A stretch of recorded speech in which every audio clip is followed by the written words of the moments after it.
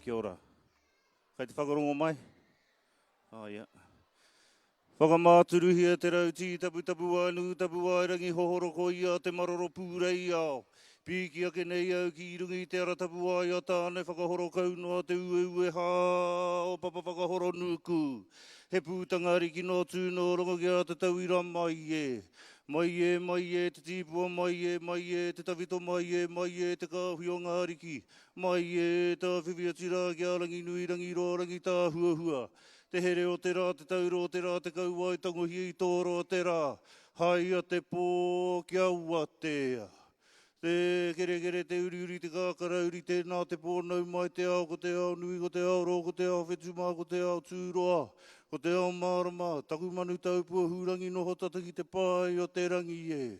Whāno haramai te tōki haumi e. Hui e! Ka huri atu anō rā te aro ki a rātau māgua whetūrangi hia rātau ko Kapa Haka e te Paora o te ringo hene nui te pō. E ki ana te kōrero haere, mō e oki. Ka tui atu anō rā ki te ara whakatau kōrero ki runga o taupiri maunga e tiraha mai nei. Te kiingi Maori atu heitia. Nāna no hoki e rā kōrero i whakakao nei te iwi kotahi. Nō reira, tiraha atu rā. E ki nei te kōrero ko tū heitia ki te rangi, ko kuini ngā waihono i te pō ki te whenua. Nō reira, rātau ki a rātau, tātau ki a tātau, ti hei, Mauri ora e. Ka tira e te whānau ngā mihi nui ki a koutou, ngā mea karekau e mōhoana ki taku reo. Whakatau mai rā i raru i ngā tikanga. O te wiki o te reo Māori kua tatu nei, koutou i tēnei rā. Tēnei hau e mihi atu nei rā ki a koutou i tēnei rangi rungi te ngā kau nui, te ngā kau koa, te ngā kau hari. Nau mai, piki mai rā, kake mai, tēnā koutou, tēnā tātou katoa. Nau mai i raru i te tāwharautanga o tō tātou ariki e tū atu rā. Ki nei te pepeha nui, arā ko tongariro te maunga, ko Taupo te moana, ko Tuwharetoa te iwi, ko te heu te tangata, tēnā koutou, tēnā tātou katoa. Pehana tātou, how are we today, whānau?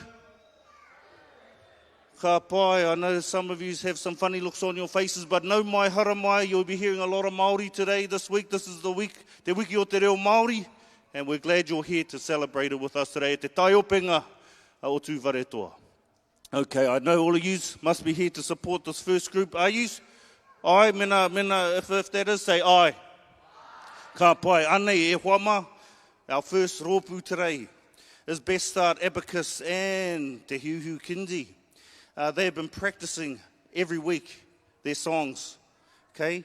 They've been i te kaha waita rātau, i te wiki. Nō reira kua rite rātau. Anei, haramai. Anei. Ko ngā kaiako. Yeah, paki mai whānau. Their tutors are Hinewai Leighton, Katie, Kendall, Sam, Ebbs, Rachel, Amelia, Annalise, Jess and Eddie. What a awesome to have heaps of tutors and heaps of people to help out. Anei, kei te whakarite rite rā koutou. Ko ngā kaitātaki tāne. Toko toru rātau, Larkin Te Kene Langley, Legacy Adams, Coven, Woods, Kōtiro, Teia, Arthur and Fern Puhipi. Nō reire e hoama, ia rātau whakarite ana, ia rātau anō i rungi te ata, mire i tēnei rā. Ho mai rā, te piki paki mo tēnei, te kura o te kindi o Best Start, me te kura te kindi o te hiuhiu. Ho mai rā, te paki e hoama, tēnā koutou katoa. Paki,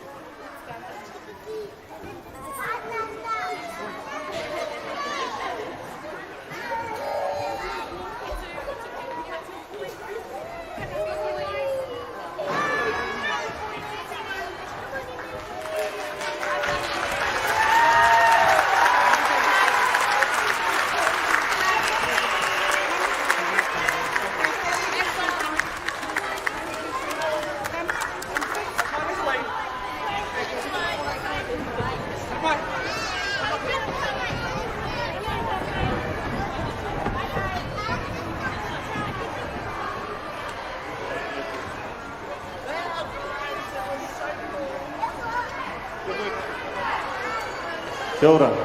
Kia ora, ho mai rā te pakipaki e hoa mā, pakipaki mai. Pakipaki mai.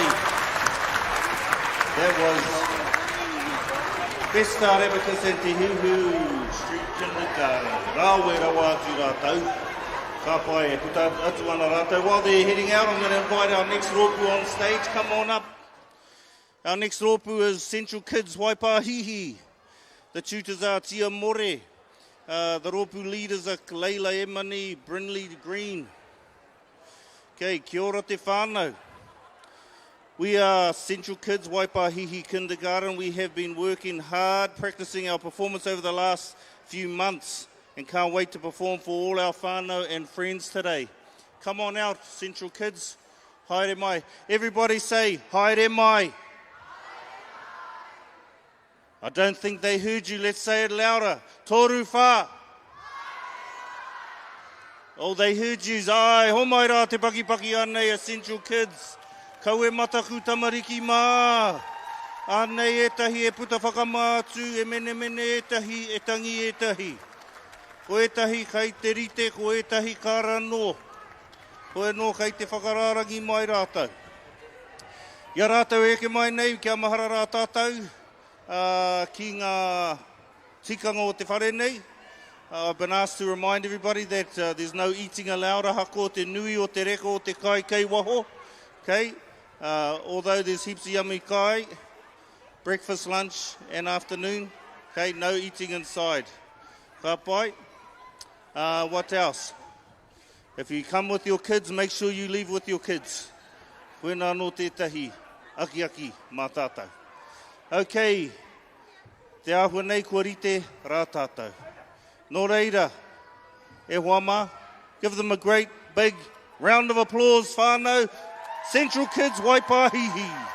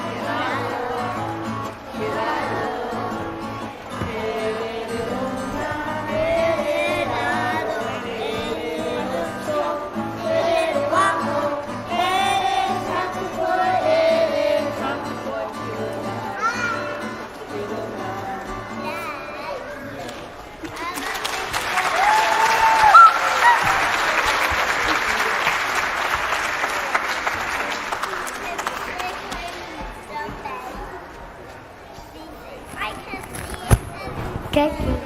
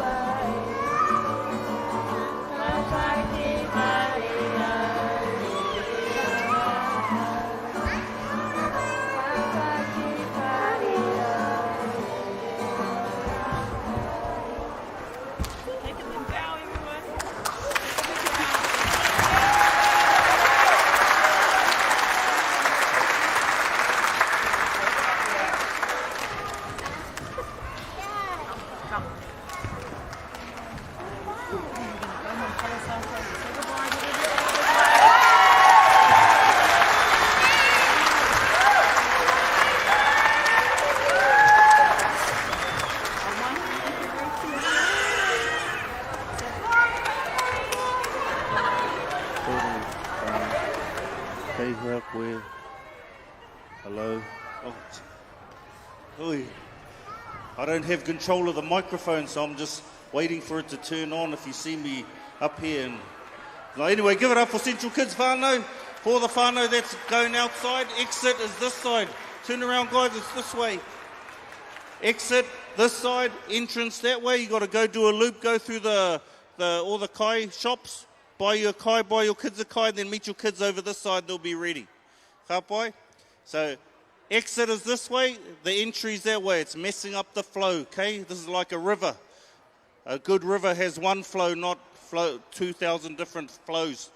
Okay, so one flow in here, coming in here, okay? And exit. Te mata puna, te hiku ai, okay? So let's keep it that way. Okay, here we are. Our next group is up. Now the name of this kura, this kindi, if I was a kid, I'd really want to go to this kindi. Because the name of this kindi is My Tree Hut. Okay, so ko tai mai nei rātou irungi tā tāmiri I tēnei rangi nei, kawea mai nei e rātou wa rātou pūkenga kua whakaakona. Hi kaka pai ana etahi, kai te hari kua te nuinga, e mene katoa ana e pōhiriti ana ki a koutou. Mau ana ngā kākahu mā, ngā rāpaki, ngā kahu, me ngā mea ringa kai runga nei. Nō reire hoa mā. Are you ready, whānau? The Māori word for ready is rite. Everybody say kua rite. That was all right. One more time, kua rite. Okay, ho mai rā, te paki, te umere, hāmama mai rā, mō tēnei kura, nohi, ara, My Tree Hut. Give him a round of applause, whānau.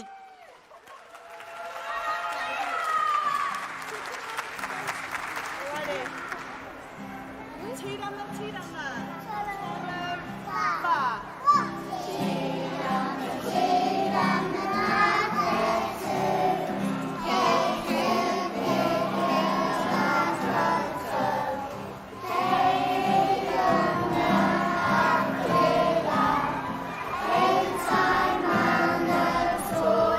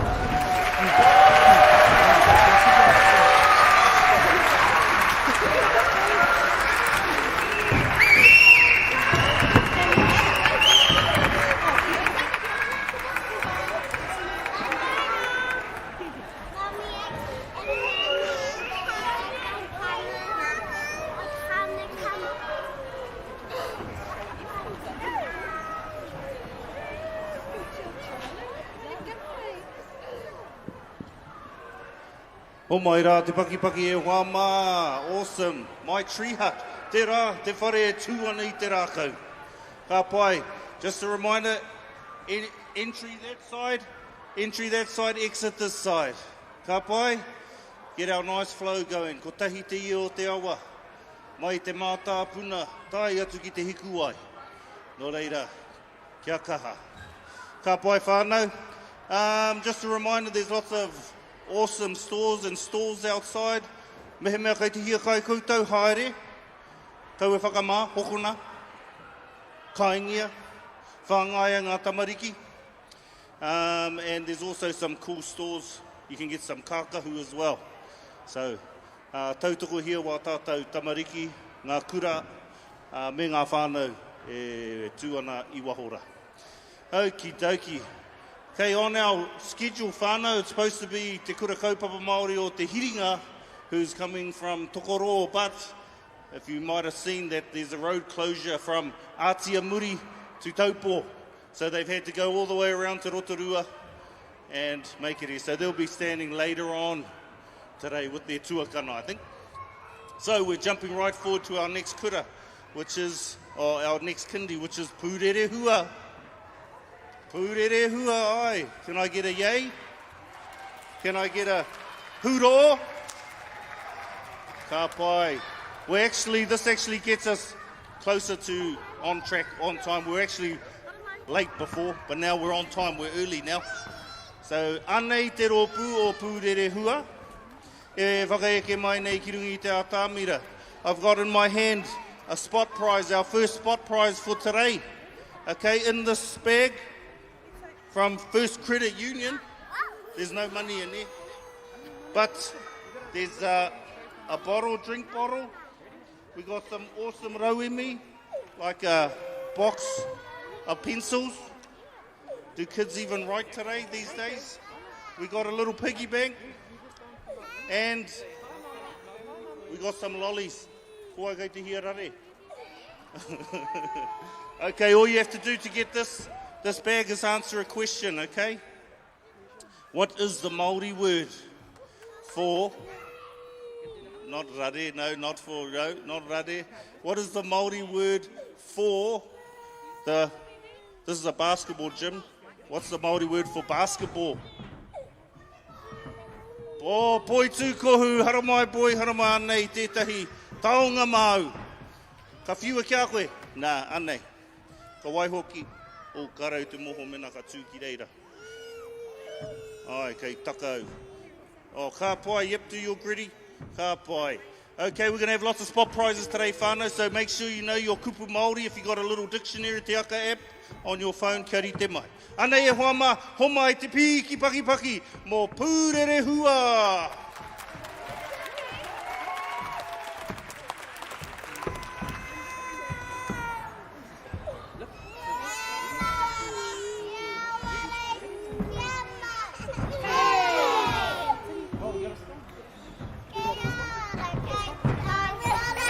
Bye.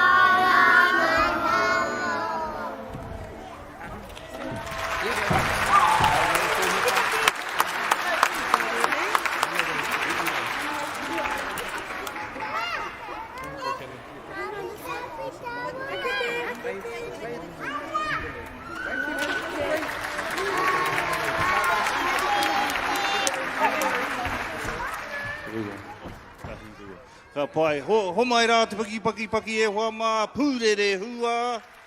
E rere atu ana ki tua o te ata mira I tēnei wā. Ngā mihi nui. Okay, whānau. Once again, entry, exit. Ka pai, nō reira, kuhu mai rā e te whānau ko tai mai nei. Whānau e puta atu ana.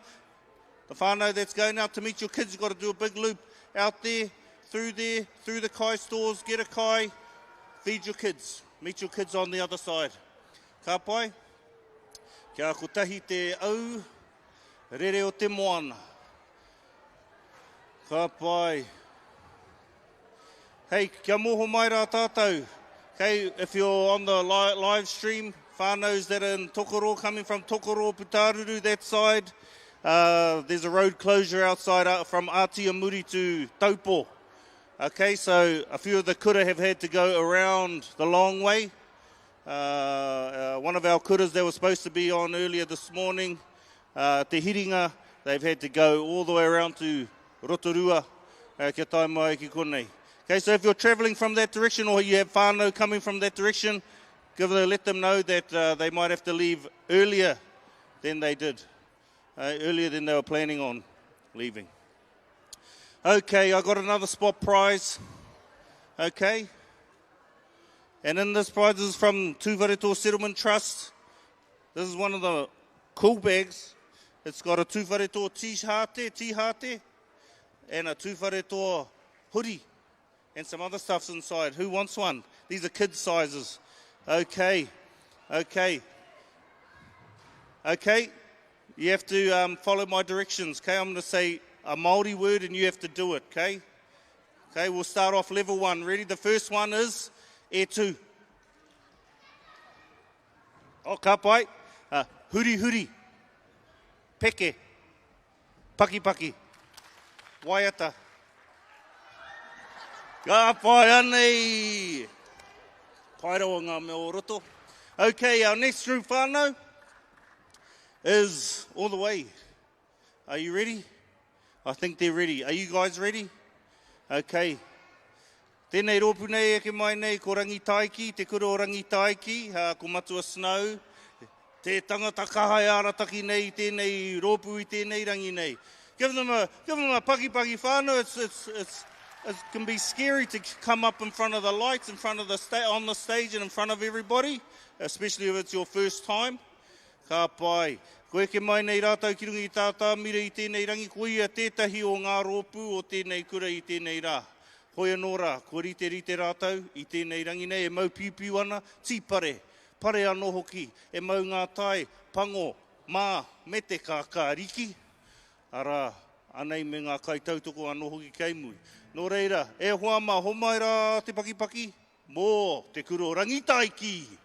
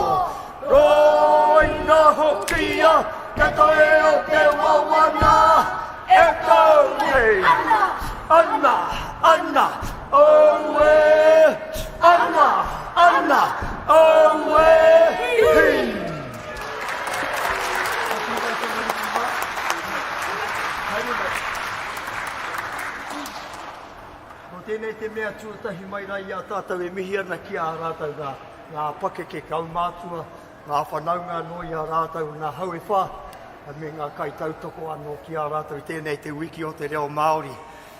He hako he iti, he mapihi paunamu ke. Ko i a rātou e mau ana te paunamu ki roke te tipare, kei roto i te ngākau. O tira, he hako he iti, he taonga ke.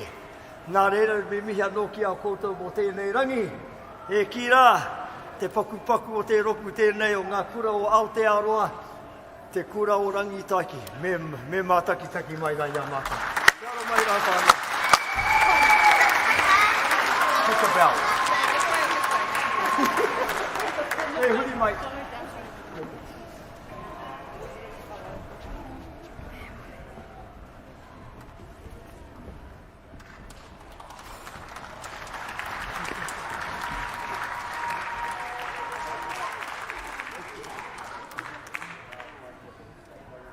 Kia ora. Okay, ka pai kei te mahi.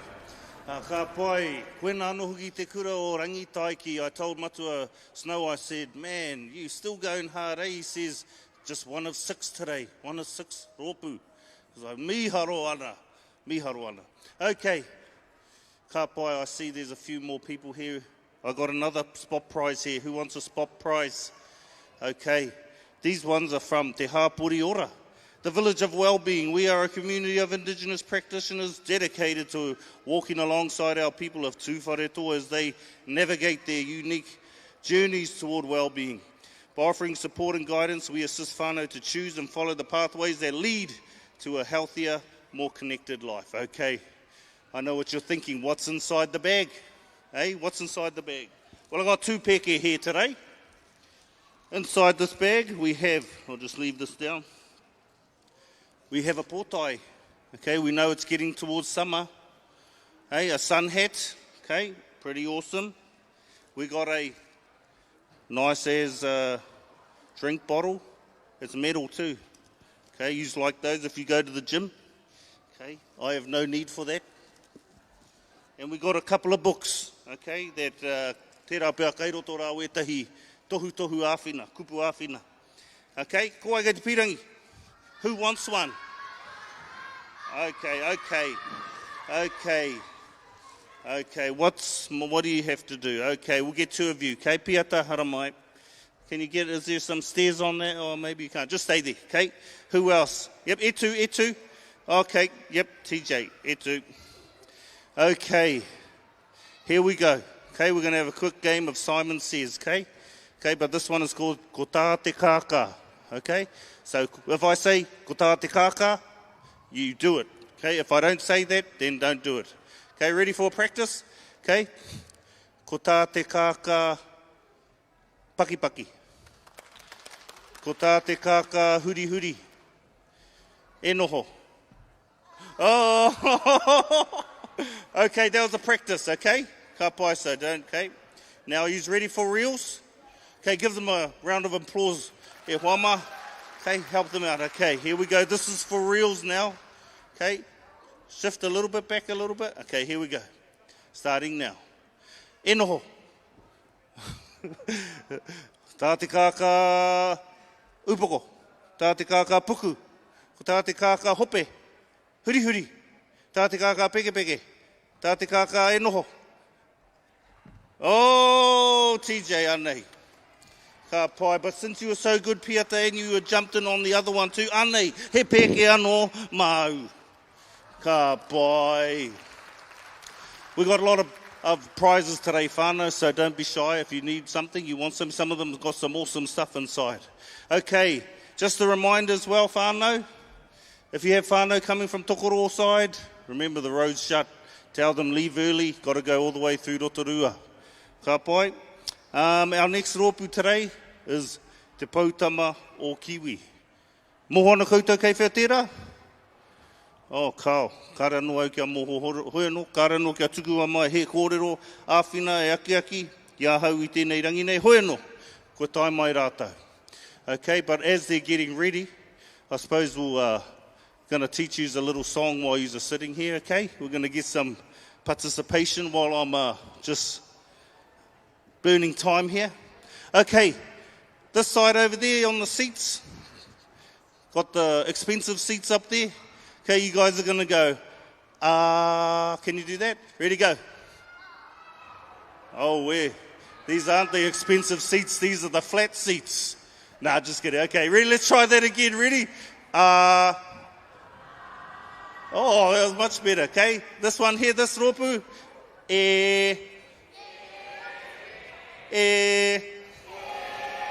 This little rōpū here, there's not very many of you, but let's see how much power you have.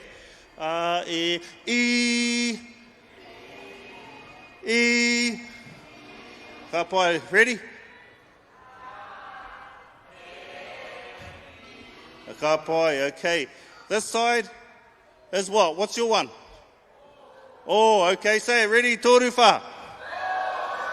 Oh, that's the haka group. They don't know how to sing, but they like to haka everything. Okay, so here we go. Oh. Ready? Let's do a little bit better. Okay, ready? Toruwha.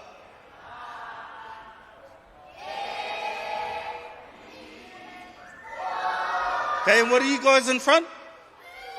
Ooh. Yep, these are the oohs. Okay, ready? Ready, let's try your one. Ooh, okay, toruwha. Ka pai. Okay, follow the signs, okay? If I'm like that high, hold it, vibrato, ka pai. Here we go. Let's see how we go.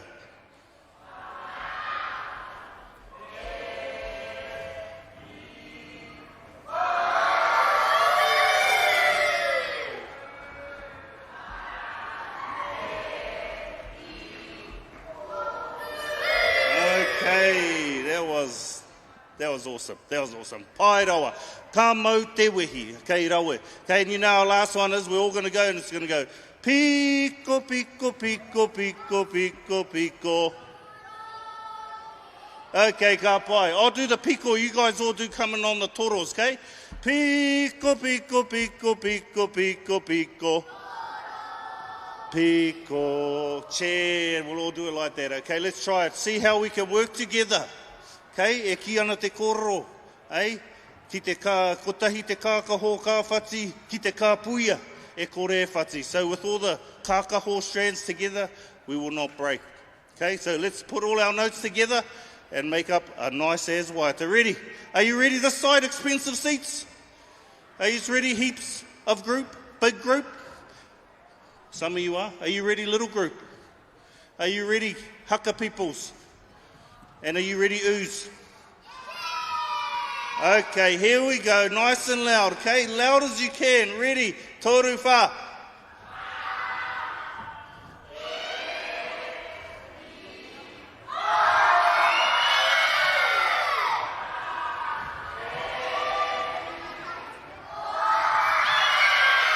Piko, piko, piko, piko, piko, piko. Piko. Oh, toro, toro, toro, toro, toro, toro. Toro. Oh, kapa. You guys are amazing. Homai te paki paki. Pai rawa koutou. Tērā pēa ka eke koutou ki runga ki tētahi Kapa Haka mo te regionals a tērā tau. Hey. Oh, no. Matatini a tērā tau. Okay. Let me just have a look. See if our next rōpu's ready. Ai, kua rite. Haere Carl, they're not ready. Okay, here's a symbol you're going to see me do today. It's this. Okay, when you see me do this sound guy, it means can you play some music? Ready? Everyone do this.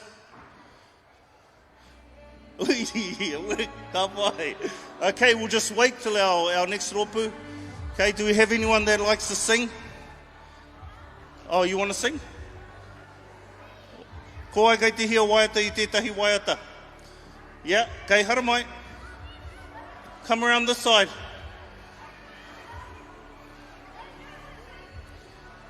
Okay, yep, up the stairs.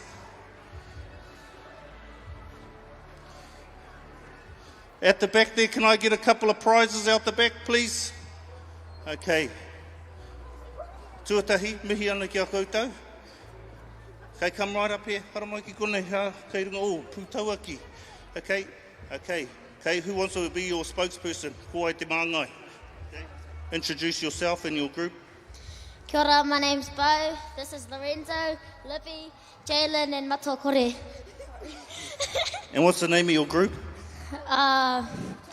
Whanganui School. And how long have you been performing together for? Well, like 2 years. For like 20 years? Ages, okay. What's your waiata? How te waiata?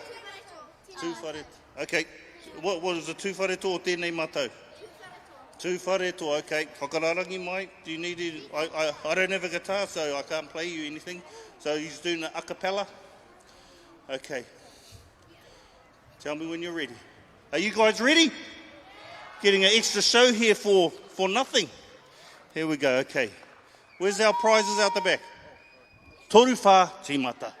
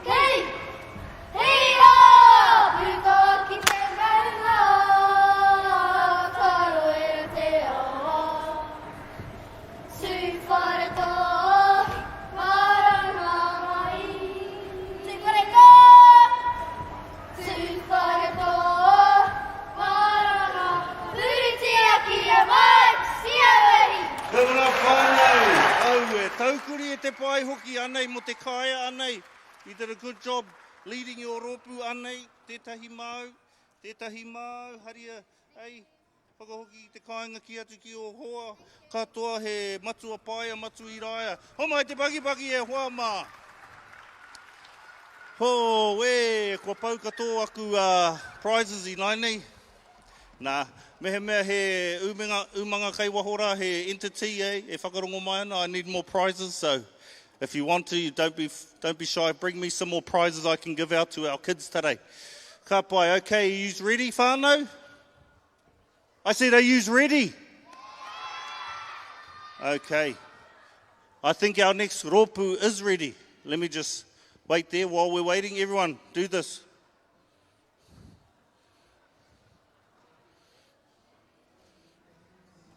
Oh.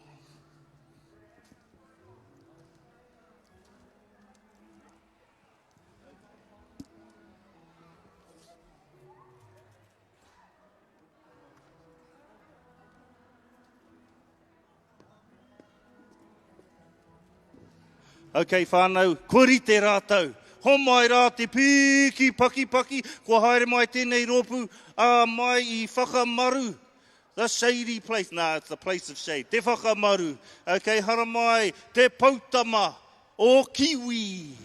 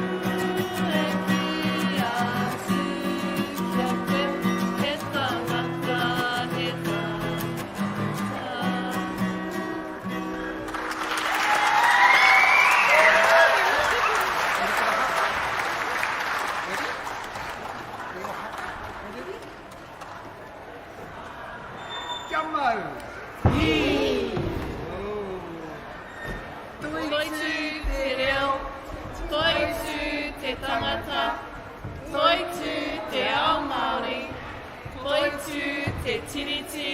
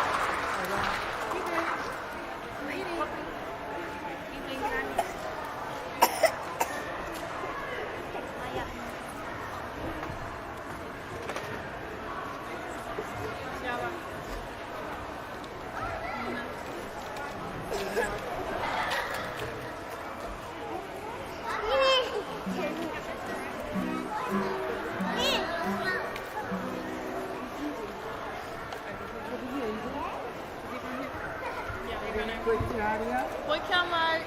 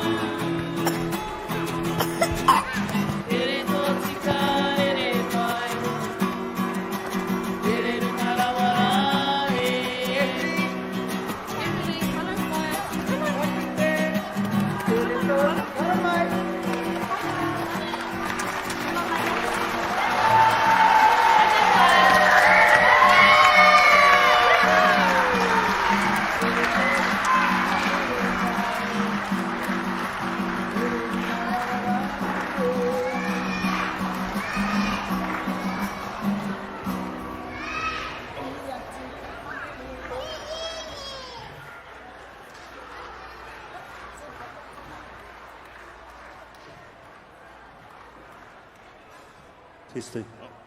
Kia ora, koe nā noho ki homai anō te piki paki e hoa mā.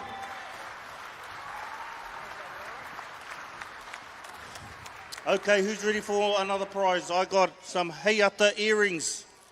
Okay, these are really expensive. These are really sought after. Mihi ana kia whae ami.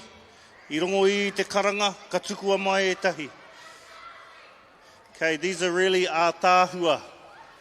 Okay, so for these I'm going to have maybe a soloist. Okay, you're going to have to sing a solo for these.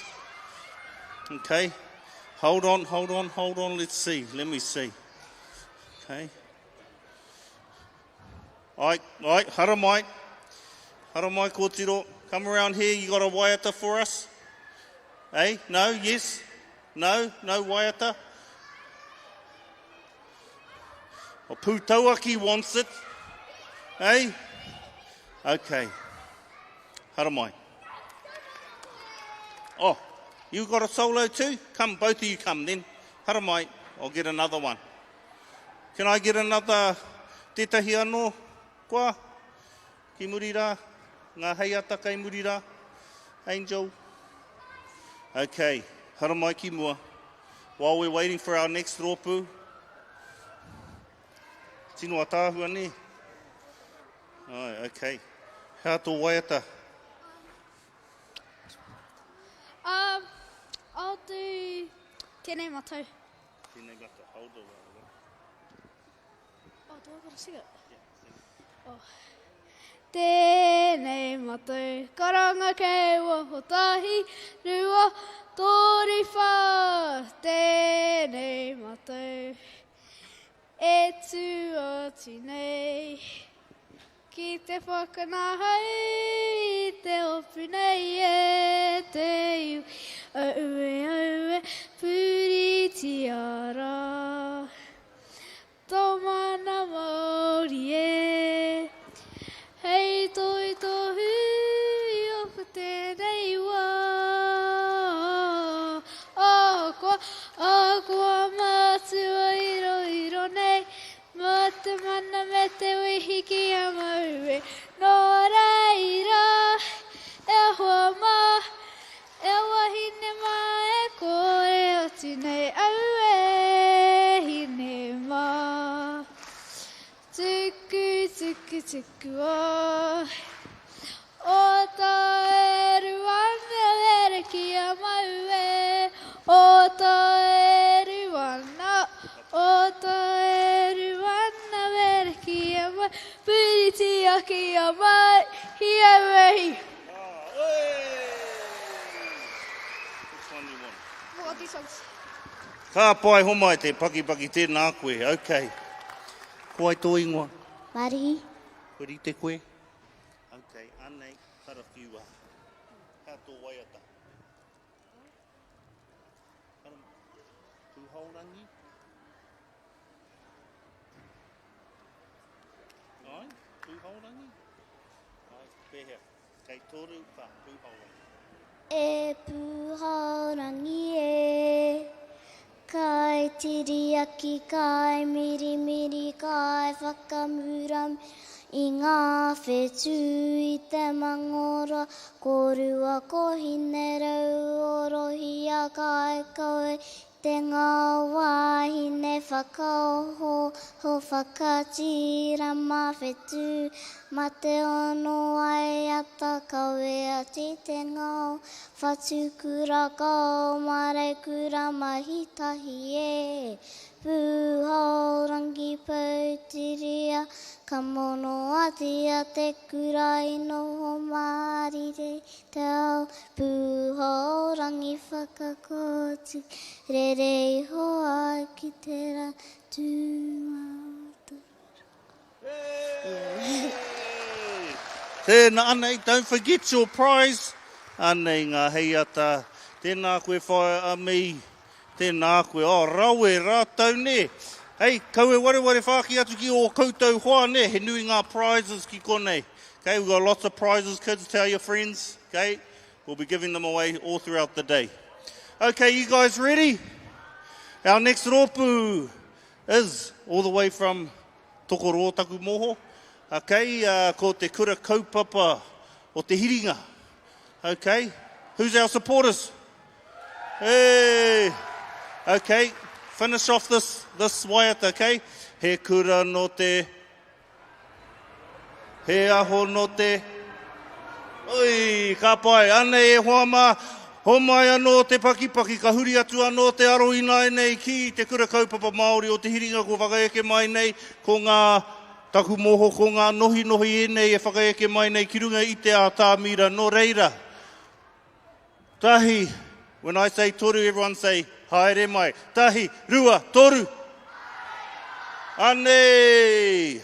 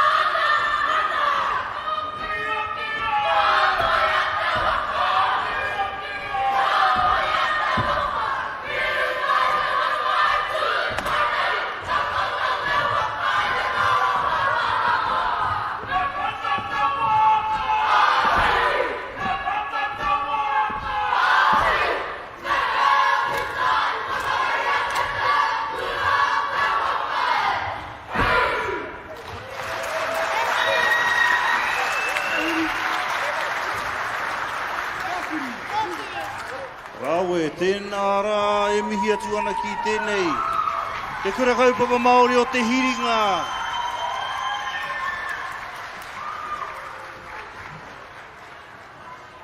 Ka pai rawe rātau, aroha mai hara rātau i te kura, i te wāhanga nohi ko rātau i te kura teina. Rātau engari kua tatu mai nei te kura nohi i tēnei wā. This kura here, they had to travel all the way around, 2 hours from Tokoroa all the way around to Rotorua, all the way to here. And they've made it, so give them a huge round of applause. Kia whakahiki, kia hiki ai te wairua, kia rongo ai rātou i tō koutou aroha. Anei rā e hoa mā, ko tēnei te kura kaupapa Māori tonu o te hiringa.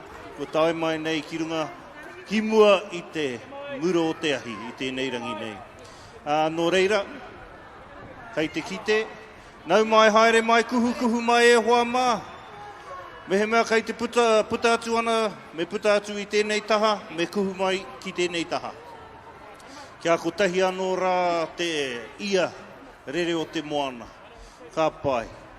Nō reira, kia tātou e tatari ana. While we're waiting for everyone to come inside and take their seats. Okay, who wants Tuwharetoa Taihape? Okay, aye. Oh man, Pūtauaki are going to be going away with all the prizes today. Tūtō ringa mehe mea kei te pirangi tētahi hāte. Oh! Aroha mai. Gee, I thought I was Tom Brady. I thought I was Patrick Mahomes. But I wasn't, it was good. There we go. Okay, whānau, kuhu mai tātou. Kia marama tunu nei tātou ki ngā tikanga o tō tātou whare karekau e whakai ana. Kia hari kai mai o roto nei. Mea ana te koro o ngā whaia, he nui ngā kai i roto i ngā ipupara i roto nei i nā nahi nei. Nō reira, mehe mea kei te kai koe, kia tūpato kei ngaua koe ngā whaia kei murira. Ne? Hoi no, kia tere mai rā tātou, kia kuhu mai ko rite ngā tamariki, ki te whakangahau i a tātou. Nō reira, e tika ana, ngā kōrero, ngā waiata o roto i ngā waiata. Tēnei wāhi nei te pūau ki nuku hau, e hono nei rā te iwi taupo moana ki ngā iwi o roto o Tainui waka. Nō reira he nui anō ngā tū honotanga ki tēnei takiwā ki roto o Ngati Rauhoto, e hono tahi ana ki ngā iwi o roto o Ngati Raukawa. Nō reira tō mātou tūpuna iha karakahu au anō tēnā, no Rauhoto, no ki kōpiri anō hoki. Nō reire, ko tui ana, ngā iwi e rua kei te maro nui ātia. Nō reire, hoa mā kua rite. Ok, kia tere mai rā tātou kimi, rapua he tūru. Kua rite, wēnei, kua rite koutou. Ok. E hoa mā. Kia haruru mai rā te whare. Mo enei, tamariki kua tatu mai ki muhi a tātou i tēnei wā ko te kura kaupapa Māori o te hiringa, kura nohi tēnei. Haruru mai te whare, homai rā te paki, anei te iwi.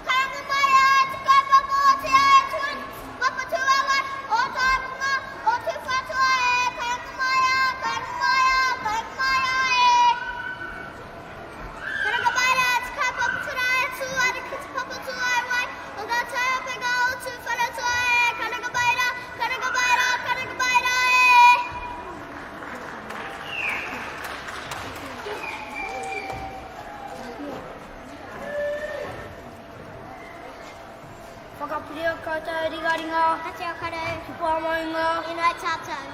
E tō mātana whai te rangi. Kia tapu tauroa. Kia tau mai tau rangatiratanga. Kia mea tātou e pai ai ki mai te whenua.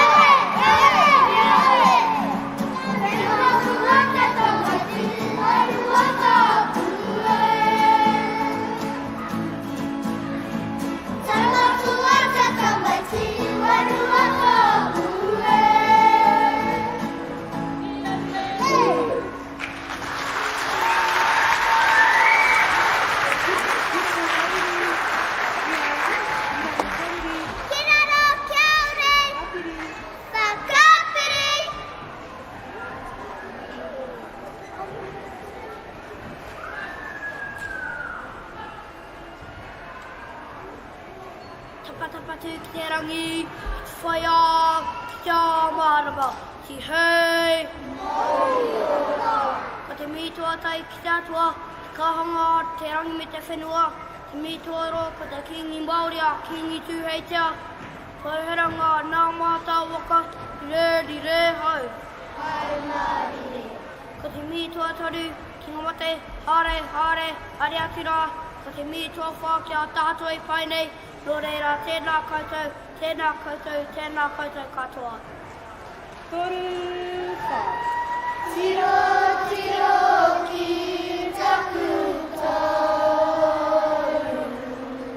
Hei whara, hei whara. Hei roke, hei aroke. Hei roko i taku moe moea. Nō reira āpiti hono, tātou hono, ki te inga mate, āpiti hono, tātou hono, ki te ingoara, nō reira tēnā koutou, tēnā koutou, tēnā koutou katoa.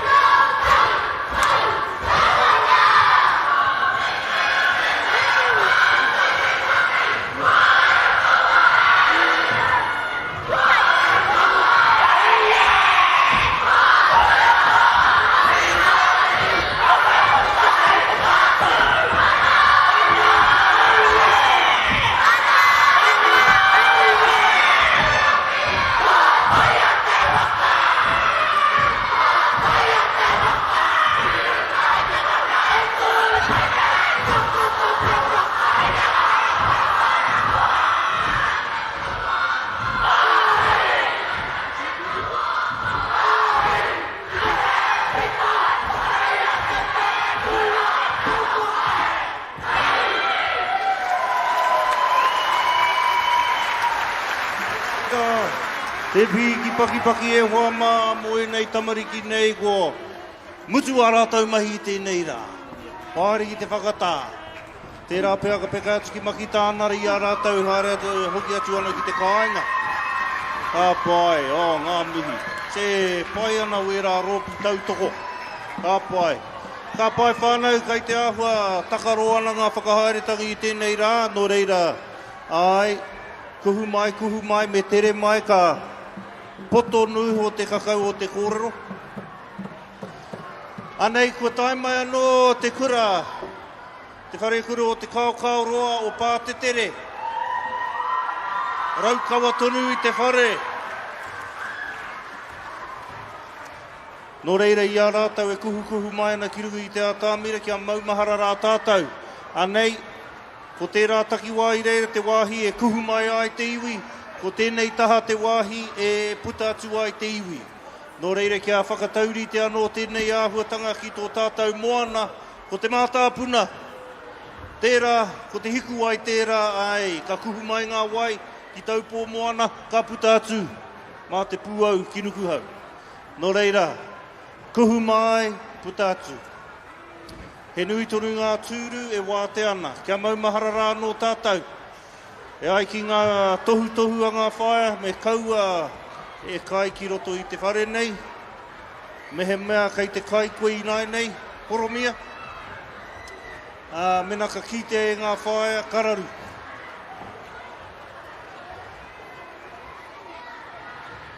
Ka pai.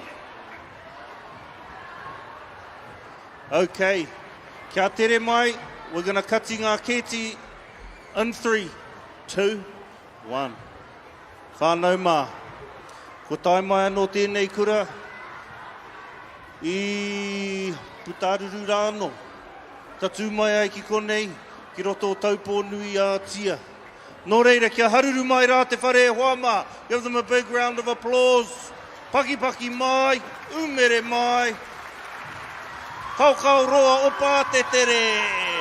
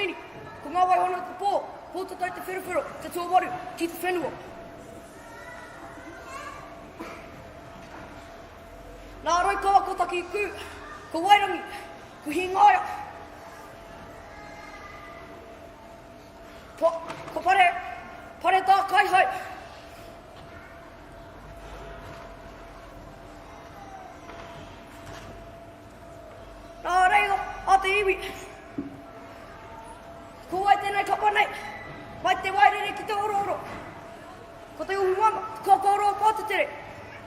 E tua ture, e tauana. Ua ma i te rangi. He rangi ka te tere tere i te tikokore. I te tauhi rangi ko tua tua. Te haramane ko waia kei. Te arapu moto moto. Kōtikia, kaua kōtikia.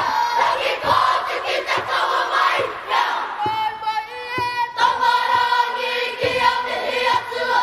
Mo te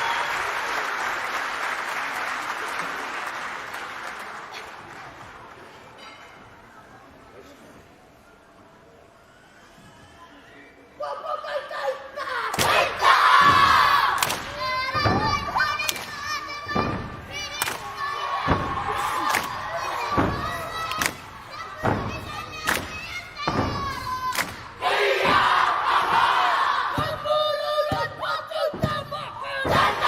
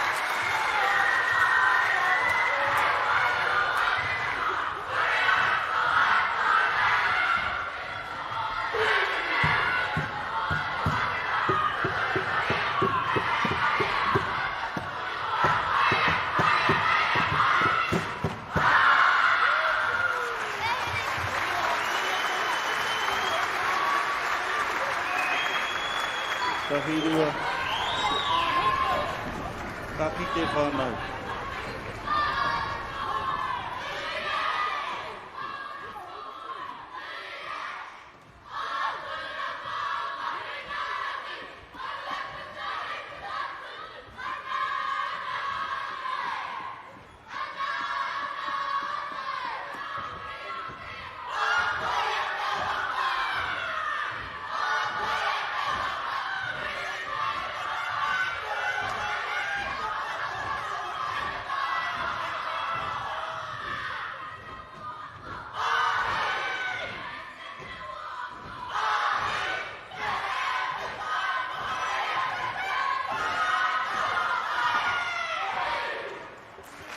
Te kaukauroa pā te tere, e mihi ana, rangatira ana te huinga nei a koutou raukawa. Ka pai. As you're leaving, just a reminder, entry this way, exit this side. Ka pai. Haere mai, haere atu. Okay, entry, exit. While you're going, if this is your number plate, AGP 109, it hasn't been stolen, but it's parked on the road and it needs to be moved. Ka pai? AGP 109, it sounds like a Tesla. Nah.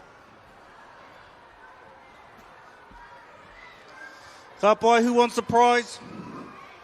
Okay, we got our next group coming out. Yep, haere mai. We're a bit behind schedule, whānau. Bear with us.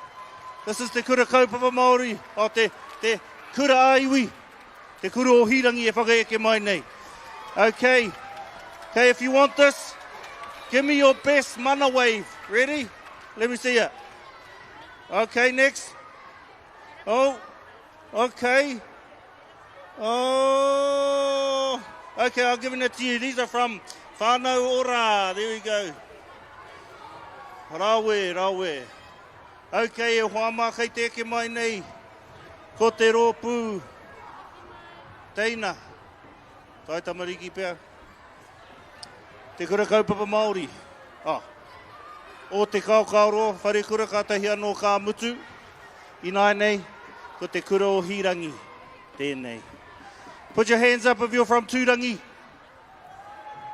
Oh, ka pai. Put your hands up if you are ready to watch Hangarito. Tū tō ringa, mehe mea. Korite koe. Okay. Anei e huama. Give them a big round of applause. You know the deal. Mehe mea ka eke mai tētahi. Me haruru te whare. Okay. Ho mai rā te piki. Paki e huama mō te kura o hirangi. Hangarito e tū mai nei.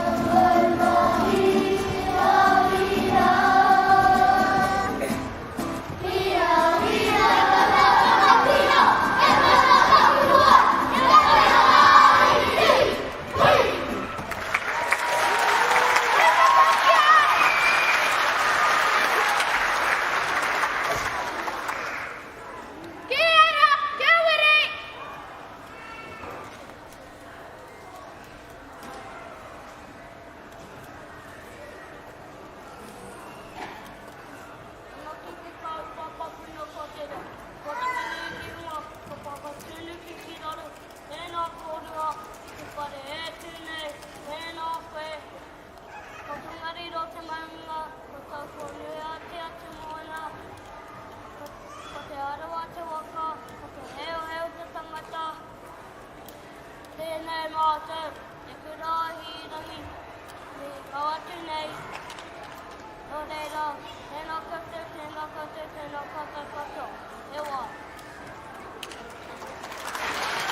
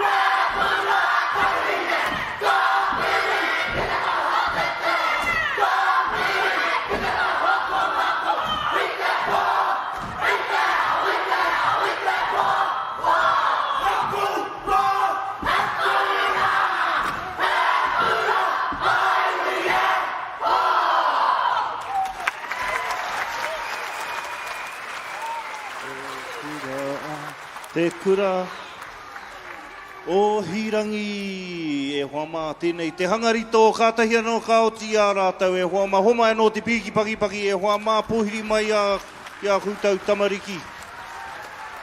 Ko rawe wā rātau mahi, ko te Kura O Hirangi ko tāna he whai ngā tapu wai o ngā toro i rangi. Nō reira kei te kitea, kei te whai rātau i ngā tapu wai o ngā toro i rangi. Ka pai whānau, kia maumahara tonu tātou. If you're leaving, exit out your left-hand side, this side. If you're coming inside, come in that way. Ka pai.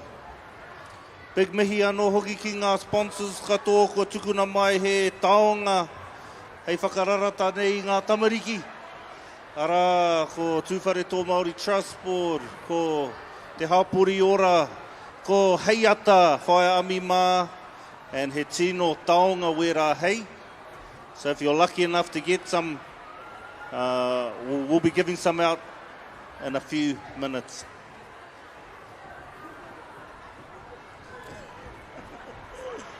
Ka pai.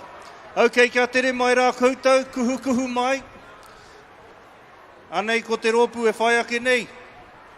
Ko Hato Patariki Koru Hub. Okay, ko rō rātau e whakaharatau ana.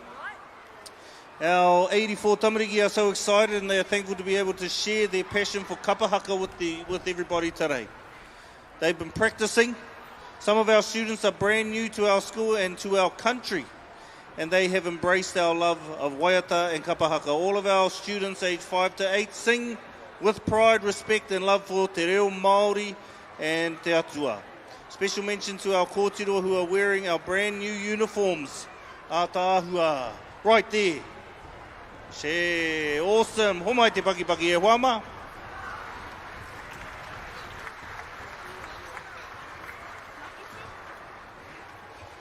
We're a little bit behind schedule whānau, but it's all right.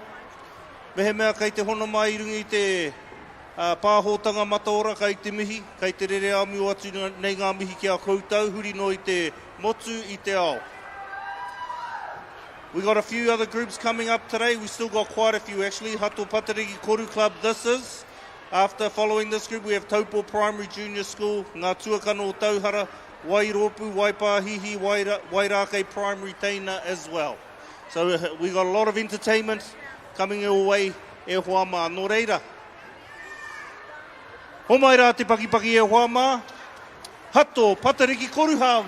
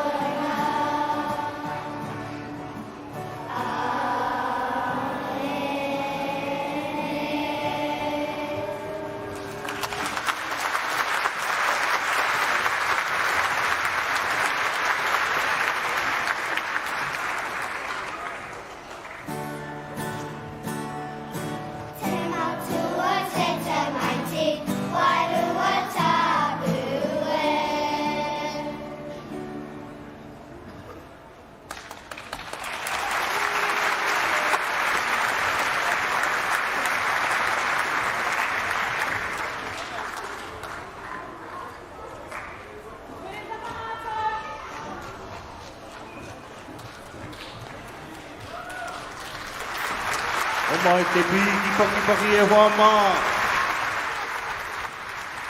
Hato Patariki Koru Club. Tino rawe rawa atu koutou. Our next ropu is a big ropu. They're from Taupo Primary. Who's here for Taupo Primary? Who went to Taupo Primary? Oh, okay, yeah. Okay. While they're all coming on the stage, little reminder, exit out this side, entry on this side. Ki roto, ki waho. Okay, who wants a prize? Anyone want a prize? In this bag, we got a hoodie, a Tuwharetoa t-shirt, and some other stuff. Yep, for any, if you want this hoodie. Okay, yeah, it too. Okay, all you got to do for this is you got to turn around and you got to do your biggest pukana to everybody, but you have to hold it for 10 seconds. Can you do that? Okay, ready? Listen to me and I'll count you down. Ready? When I say go, you go, and then I'll count to 10. Okay, ready? Ready, go. Tahi. Are you doing a big pukana? Rua, toru, hold it. Fa, rima, ono. Is he still doing it? Fa, rima, hitu, waru, iwa, tekau.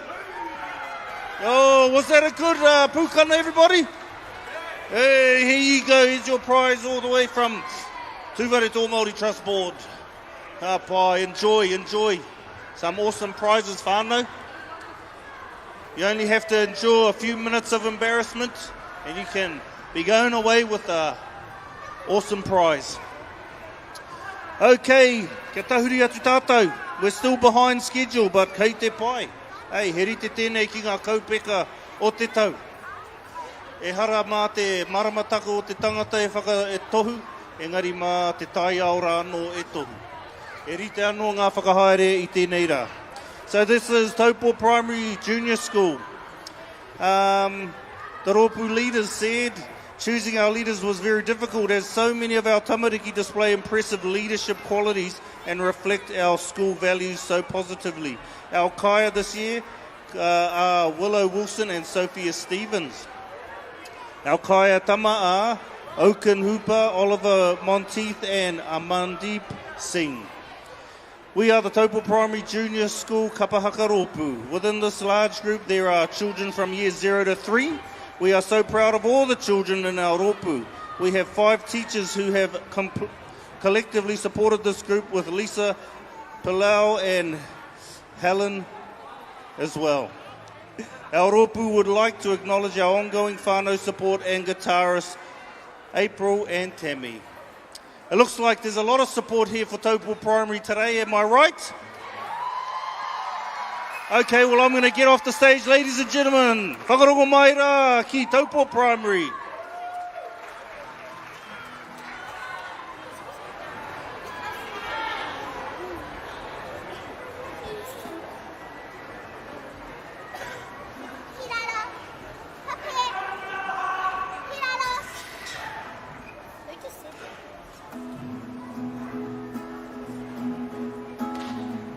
Tēnā koutou,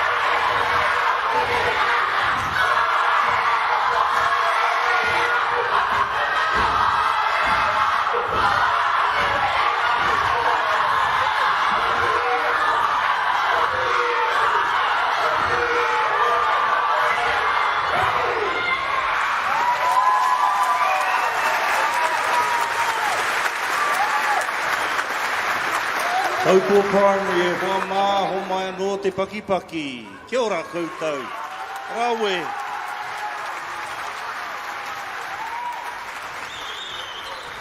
Gee, how many kids go to Taupo Primary? I think all the kids in Taupo, eh?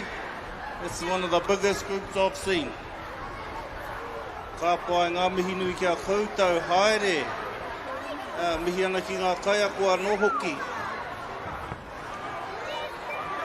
Okay, ka pai. Good to see everybody coming in and out. Don't forget, visit the stalls outside. Kia kai, whangai ngā tamariki. Get some food for the kids. Remember, if you're a parent, don't try cut through there to get your kids, even though they're right there. You've got to go out this way, to the right, go around and meet them on this side. Ka pai. And don't try go out the left hand, that side over there, because that's the entry and you probably get stuck over there. Ka mau. Okay, te kuhutanga mai o ngā tāngata. Okay. While we're waiting for our next rōpū, I've got some more. A prize. Who likes earrings? I think this is for the wahine. Okay, who wants some heiata earrings I have right here? He taonga wēnei. Okay, haramai ki konei, what are you willing to do? You can just answer a question, I think. If you answer this question.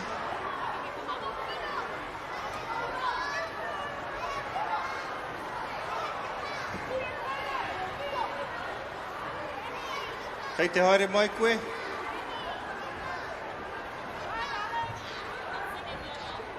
Okay, I think she changed her mind. Okay, I've got some heiata earrings right here. Sponsored by Heiata from Whaiami. Tino taonga wēnei. Who wants to sing a solo? Hey, while we're waiting for our next rōpū to come on. We'll bring them right on now. Or maybe we'll wait for after this rōpū, okay? So if you're thinking you want some of these earrings, think of your waiata right now. Okay, and after this group, you can come up and sing for these heiata earrings. Okay, so our next group, are you guys ready? Come on stage. Haramai. Okay, come on stage. Homai te pakipaki e huama.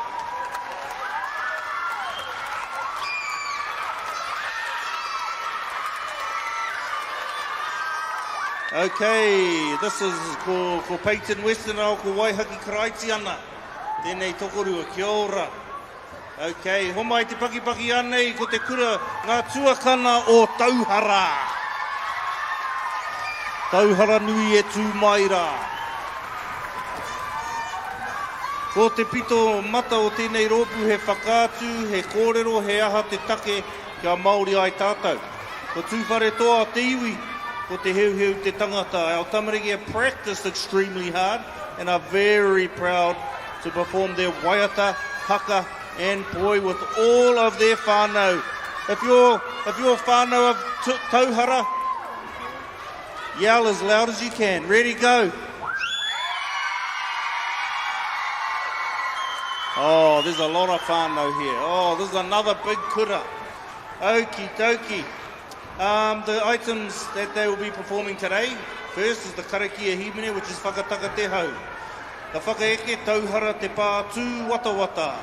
Waiata āringa, our anthem, Ngati, Tuwharetoa, and poi Tuwharetoa maranga mai. Haka tūwhare, whakangahau tōku reo. Anei e hoa mā piki paki mō ngā tuakana o Tauhara.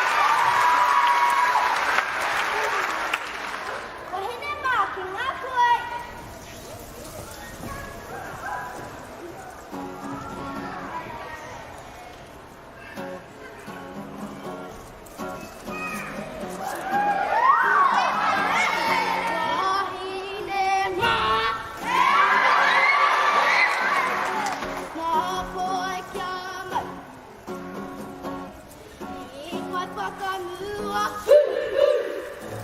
I te atamiro e.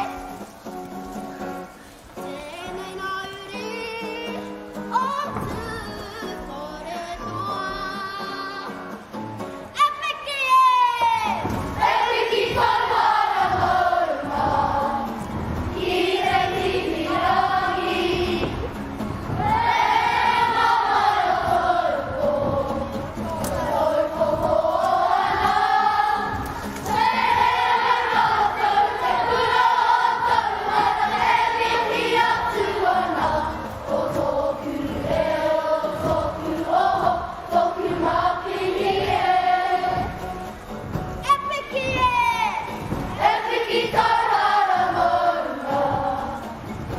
te timirangi.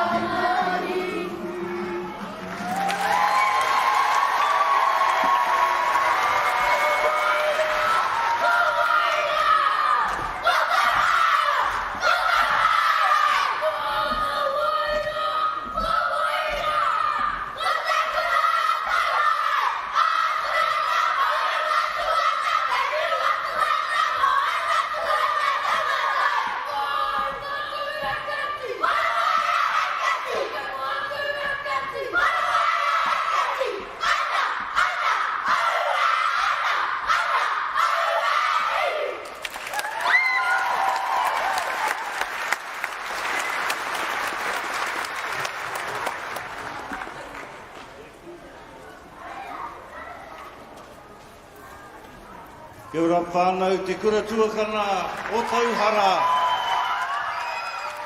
They were awesome. Hara mai, boy. Give it up for this fella. What's your name? Waihaki. Waihaki, wō, he tino ingoa tērā, ingoa rongonui. What do you like most about Kapa Haka? Me being the leader. Me being the leader, that's good. Well, here I got a brand new hoodie for you, Tuwharetoa hoodie from Tuwharetoa Maori Trust Board. Just because you were good, you were awesome. Even though he fell over, he got up, brushed it off and carried on and led the ropu. That's what I like. Tino pairawa there, that's amazing. Okay, whānau, kei te pēhea tātou. Kei te pai. Kei te pai. Ka pai, okay. Who's ready for our next ropu? I still got some heiata earrings here. Hey? All you have to do is sing a solo. Oh no, you don't want to sing a solo? Hey, sing a little waiata. Hey? For free. Hey, oh, best mana wave. Okay, let's see it. Let's see the best mana wave. Ready? Oh, okay, here you go. You get them, you can give them to your mum or give them away as a present. Those are heiata. Straight from heiata. Okay. Here's our next ropu. Our next ropu here is Wairopu Waipahihi. Okay, the Wairopu Kapa Haka group is made up of 65 year 3 and 4 students proudly representing Waipahihi Ātia Kura.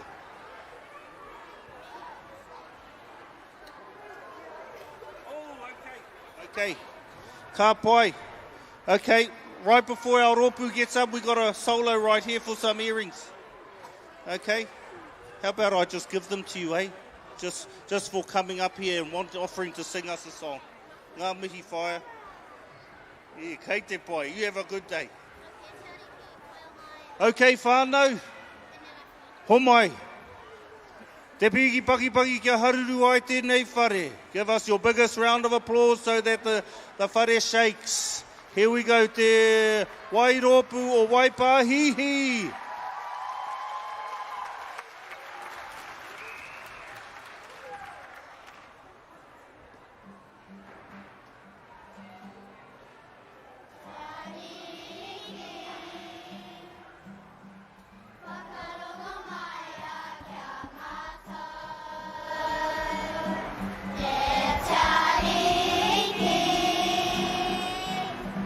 Te tiro mai a kia mata.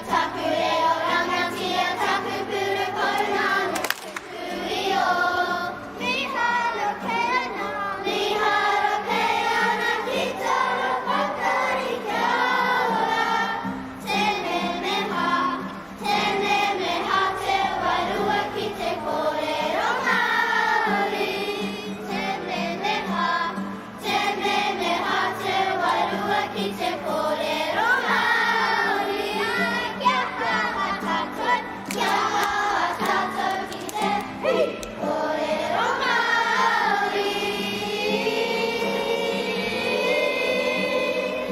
Aupeni.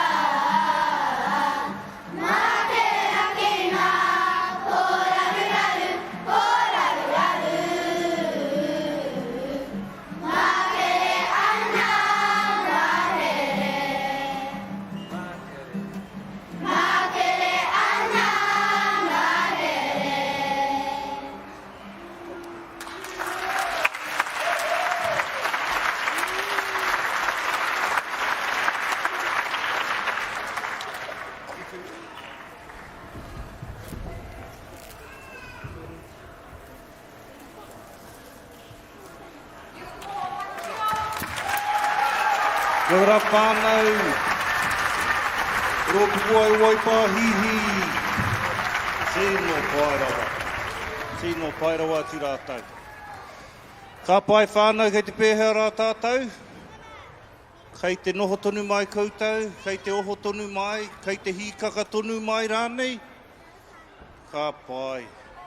Okay, hope you all still enjoyed their performance. Whānau mā, parents, if you'd like to, you got to exit out that way and come around and meet your kids over there. Strategically positioned that way so you can go through the wharekai, go through the stores and buy something, and buy some kai. And then meet your kids out the other side. Ka pai, I've heard there's a lot of good stores outside whānau. I just had a hangi and it was delicious, delicious. Chicken, some poaka, I think it might have been wild pork, a lot of hinu on there, delicious, lots of fat, lots of stuffing. It was a good one. So if you're out there, you want a hangi, haere atu ki te hoko. Okay, there's also some stores out there. I think Te Kura O Whakarewa's got a store selling some kākahu, some hoodies that some of the seniors, the wharekura, all designed for themselves. Okay, whānau, e mihi ana ki a koutou, eke mai nei, e kuhu mai ana ki roto I tō tātou whare I tēnei wā. Our next rōpu is Wairākei. We're going to invite them to come on stage right now. Kau e whakamā, hara mai tamariki mā o Wairākei ki rungi I te atāmira. Kei te kau e mai a rātou, wā rātou whakaaro o rātou kaiako, ngā mea kua tūtui a mai nei ki roto I ngā waiata, e wai te hia e rātou I tēnei rā. Anei anō hoki ngā tama, mau nei ngā tātua o te tāne, me ngā piu anō hoki. Ko ngā tātua he kahurangi, e mau nei ngā tohu a kui mā koroma, rā tērā ko te pautama, te ara pautama. So as they're getting ready, whānau, come on, ka pai. Give them a round of applause, whānau.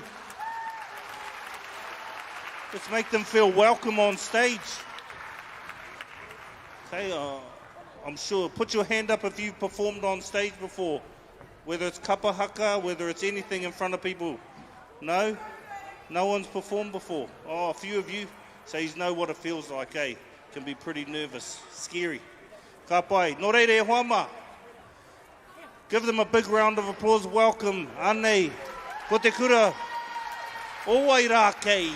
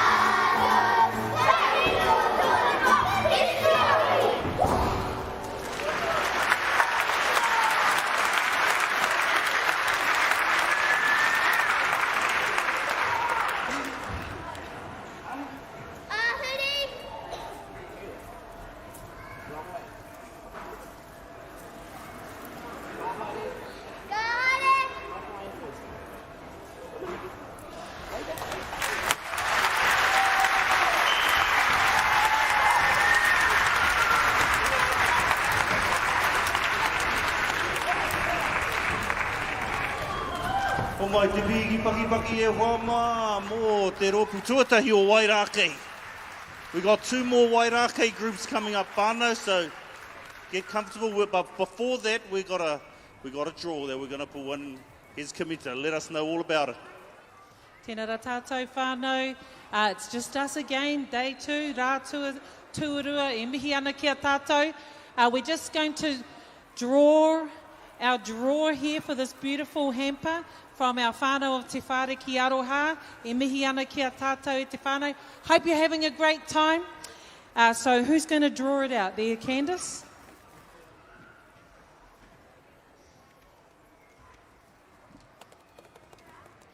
Oh, and the winner is someone I think we might know, Casey. She's only put her first name down, and I don't want to read out her phone number because that wouldn't be good. So, what do we reckon, whānau? How are we going to do this? Okay, Casey is the winner of this beautiful pack from Te Whāriki Aroha. Anei Te Whānau o Te Whāriki Aroha. This is a few of us who represent a collective of Te Whāriki Aroha. So we've got Tuwharetoa Health, we've got Te Whare Oranga Wairua, Te Hapori Ora, and Te Kura O Kokohuia. E mihi ana ki a tātou whānau. We will have another prize draw tomorrow. Look forward to seeing you again, and come down at the back there and fill out a form, and hopefully you're the winner tomorrow. Kia ora. Ka pai. So if that's you that just won that prize, don't forget, if you know the person that won the prize, let them know. Ka pai, here we go, whānau te ropu tuarua, the second group of Wairakei today. Are we ready? Oh, Lee, are you sure you're ready? Are you ready? Okay, well, put your hands together and make as loud a noise as you can. Toru whā. Awesome, whānau.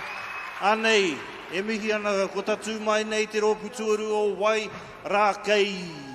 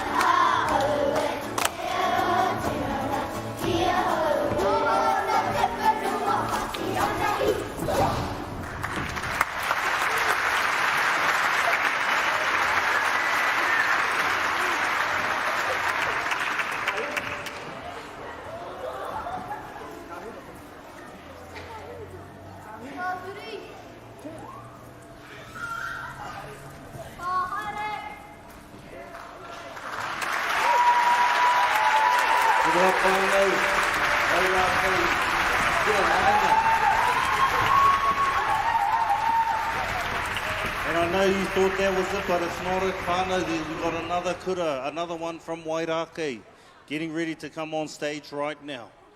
Ka pai. Oh, rawe. Don't forget to turn to your parents' kids and so they can take a photo of your face. Ka pai.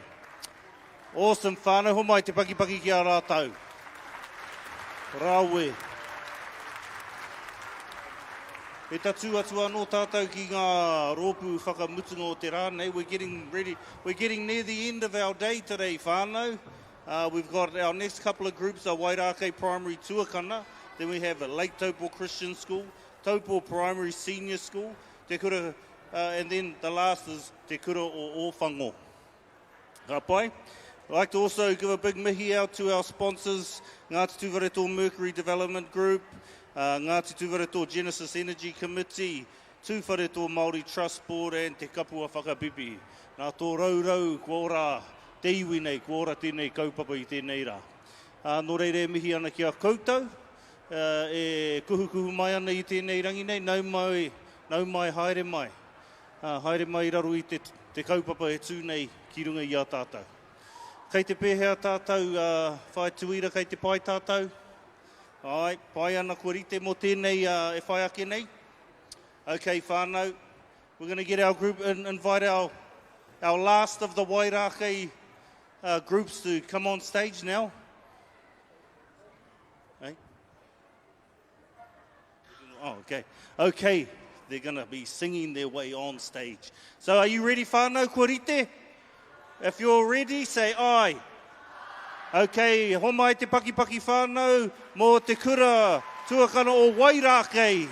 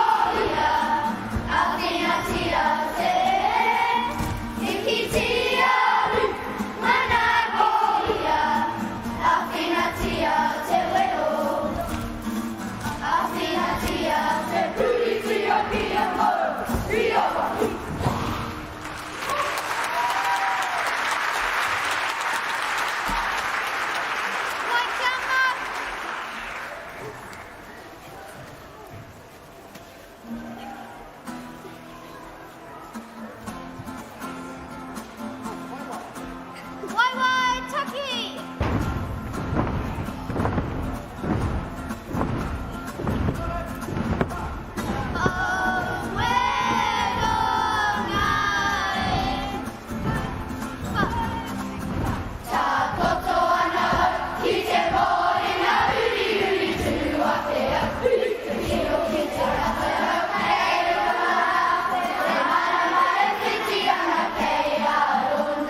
Kei roto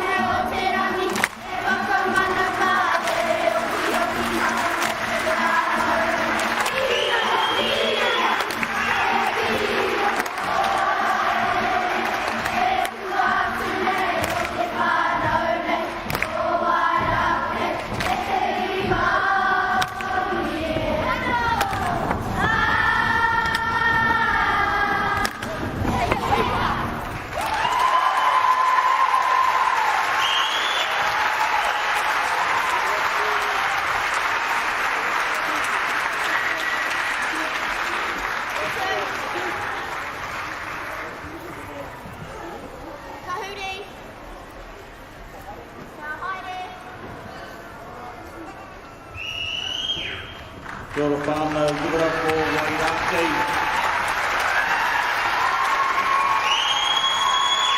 Koena te rōpu tuatoru o te kura o Wairakei te rangitikei, koena te rōpu whakamutunga o te kura o Wairakei tēnei rā. That was the third and final group of the of Wairakei Primary School.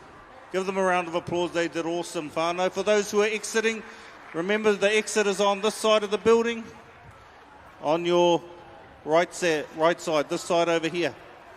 My right, exit, my left is the entry. So it'll be hard to get out if you go on the wrong side. Everyone's coming in. Ka pai. E mihi ana kia koutou ko tai mai nei tēnei rangi nei. Kei te pēhea ngā tamariki. Kei te pai. Kei te pai koutou ngā tamariki mā.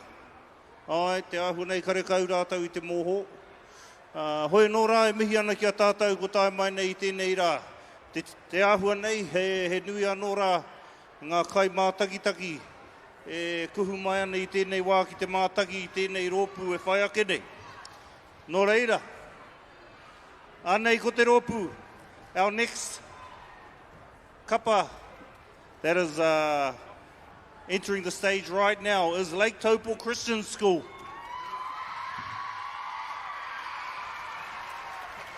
Oh man, that's good to see all the support. Okay. Following this rōpu, we only have two more groups standing after this. We're almost at the end. We have Taupo Primary Senior School, and then we have Te Kura O Kokohuia, who will be our concluding group for the day. Hopefully, I hope everyone's had an awesome day, enjoyed some good food, some good entertainment, and even got to catch up with friends and whānau outside. Okay, our rōpu is ready. Our rōpu's ready. Are you ready? If you are ready, say kurite. Okay, whānau, anei. Te Kura Lake Taupo Christian School. Homai te paki.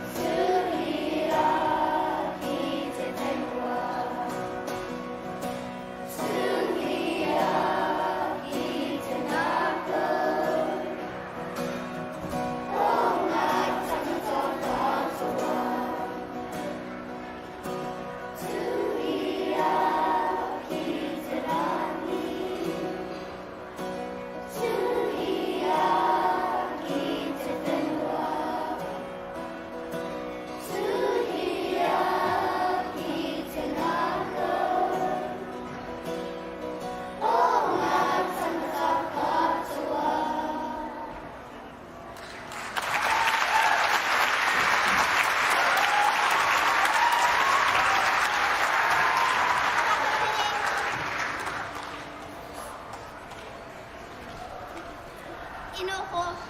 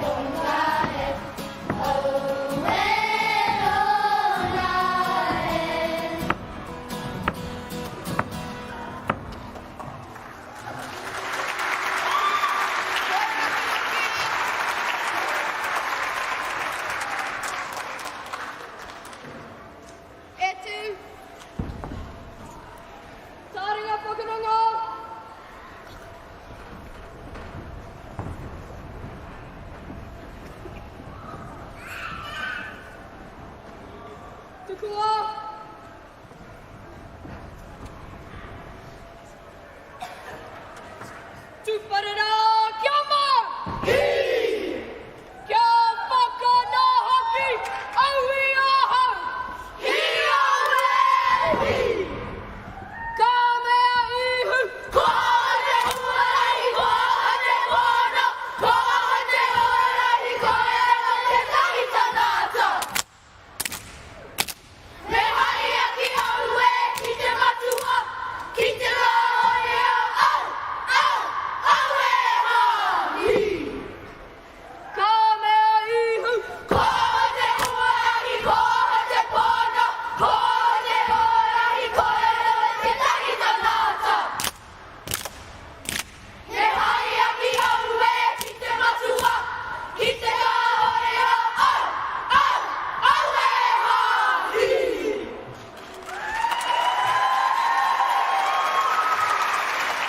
Ātio!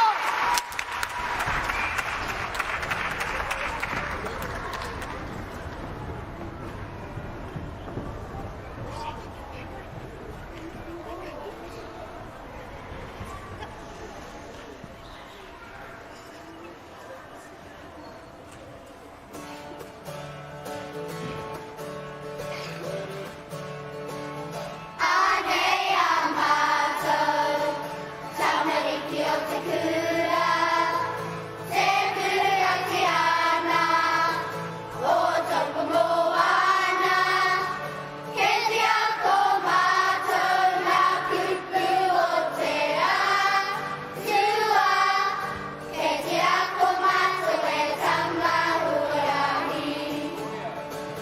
Koia te pono, koia te ora, ori nukarai te tiariki.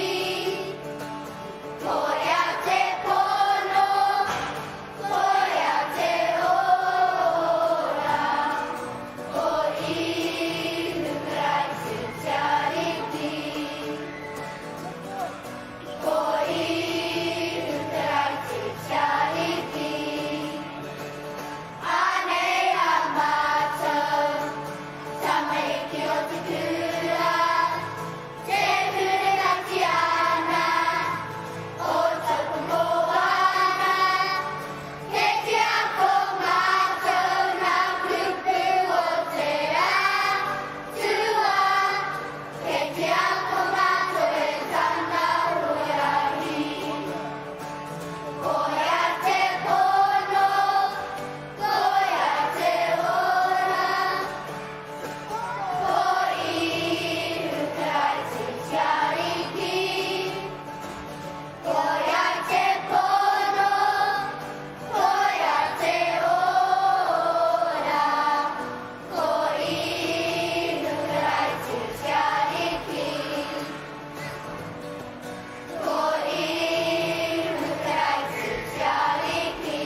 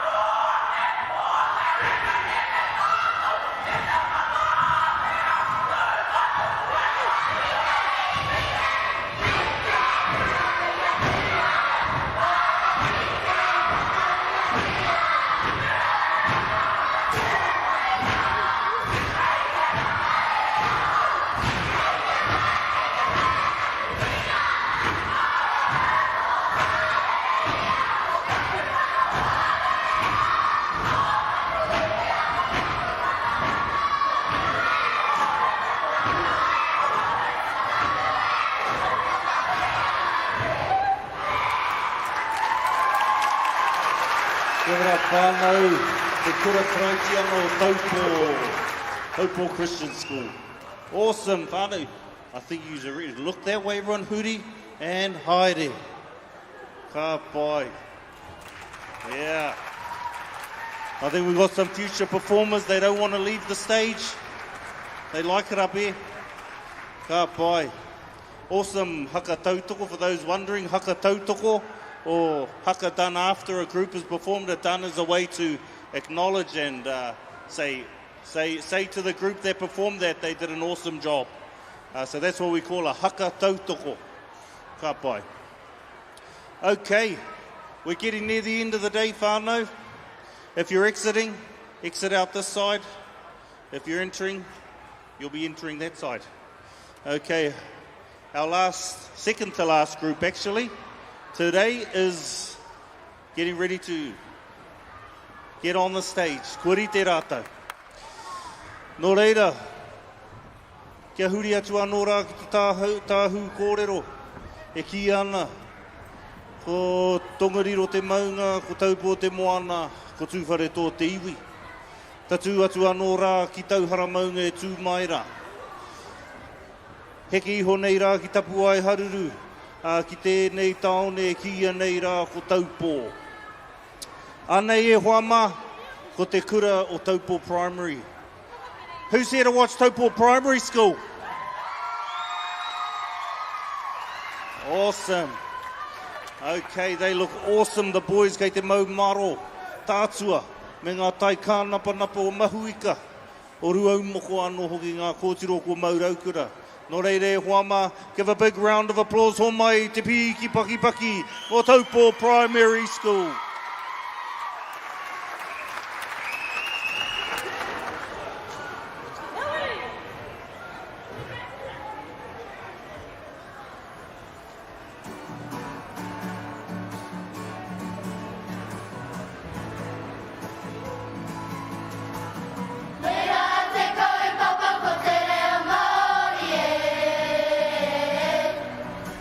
E tōna tuku ia mōna tipuna.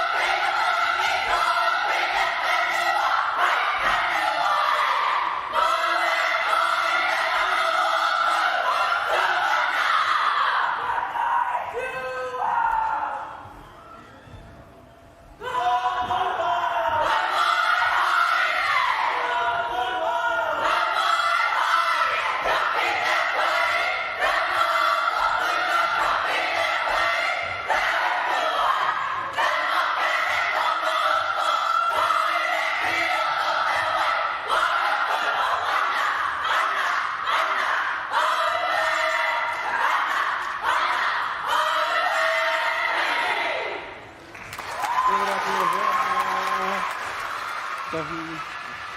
O mai te pakipaki e hoa mā te kura o Taupo. Oh, eh.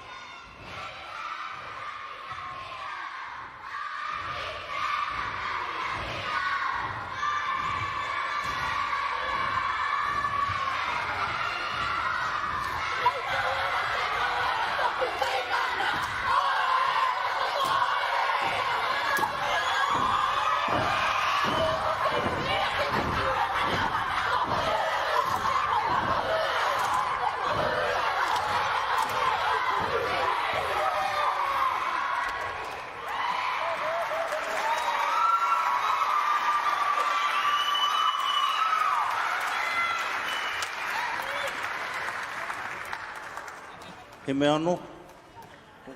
Ho mai te pakipaki e hoa mā. Taupo Primary. Tēnō rawe. Oh, ka pai. Ka pai whānau. Me te mihi anō hoki ki ngā tamariki tūai ki te haka i te haka tautoko. Pai te rongo atu i ngā haka tautoko hau. It's good to hear one new haka tautoko. That was awesome. Ka pai. Okay, whānau, we're getting there to our last group of the day. Our last group has come all the way from Ōwhango.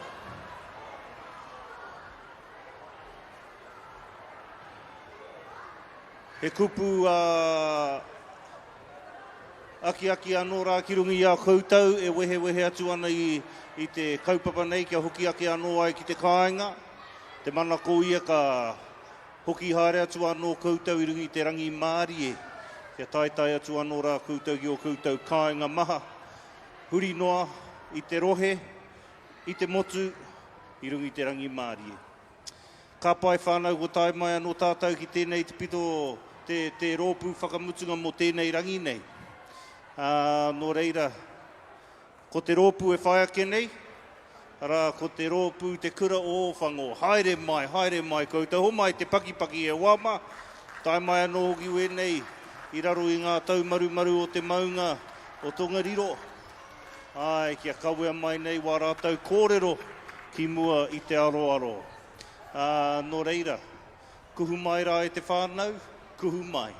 Kuhu mai rā ki runga ki ngā tūru, ki ngā wāhi e wāte ana mā koutou mā tātou, ki te mā taki, ki te whakarongo i tēnei kura whakamutunga. Whai muri atu, once our kura has concluded, we'll close with our karakia of the day and then everybody will be free to go home.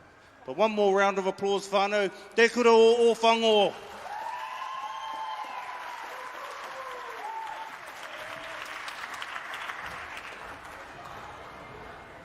Kia mau, ki raro, kia ore, kia mau.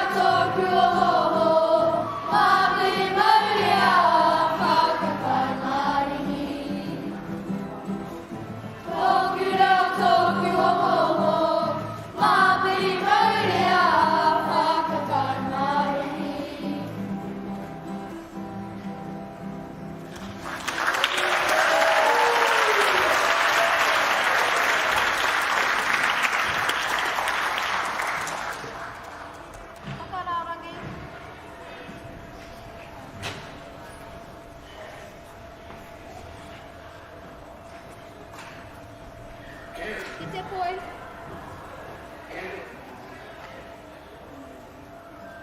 Poi kia mai.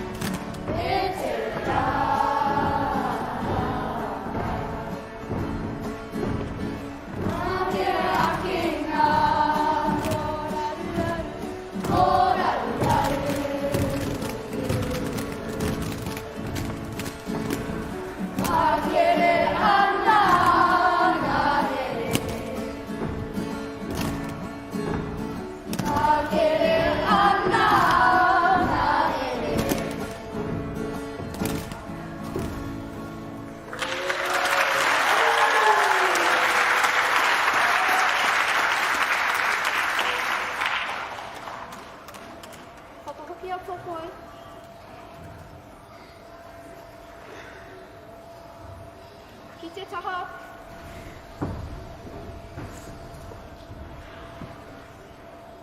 Tūreki, tūreki. Paneke, paneke. Tūreki, tūreki. Paneke, paneke. Whano, whano. Haramai te toki. Haumie, huie, taikie.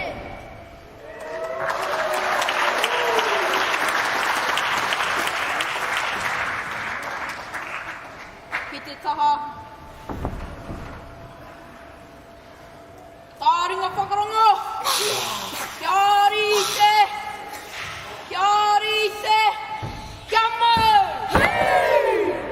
Kamate, kamate. Paora, paora. Kamate, kamate. Paora, paora. Tēnei te tangata. Pūna. Tiki mataka. Whiti te. Kaupane, kaupane. Kaupane, kaupane. Whiti te. Kamate, kamate. Paora, paora. Kamate, kamate. Paora, paora. Tēnei te tangata. Pūna. Tiki mataka. Whiti te. Kaupane, kaupane. Kaupane, kaupane. Whiti te. Hei!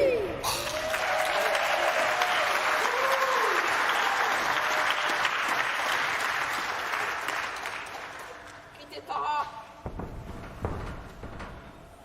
Tūreki, tūreki. Paneke, paneke. Tūreki, tūreki. Paneke, paneke. Whano, whano. Haramai te toki. Haumie, huie, taikie.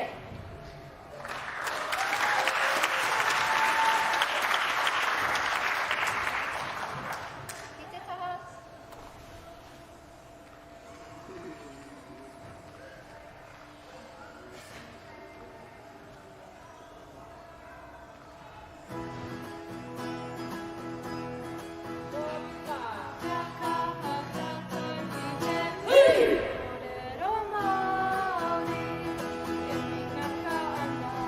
E me naka ana taku waha ki te kaia te rangatira. Taku e o rangatira, taku kuru pauna, kuru iho.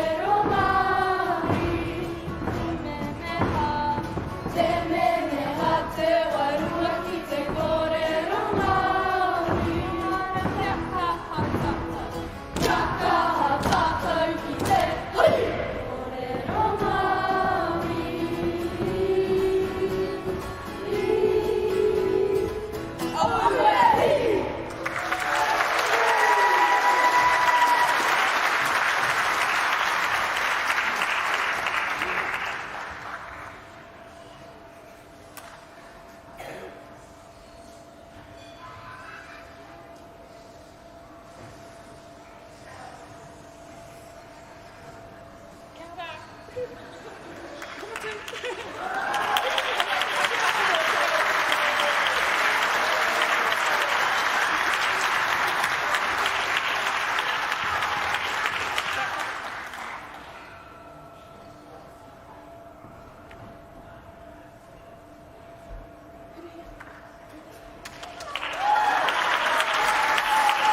ora whānau, Te Kura O Kokohuia. Ka pai, homai te paki.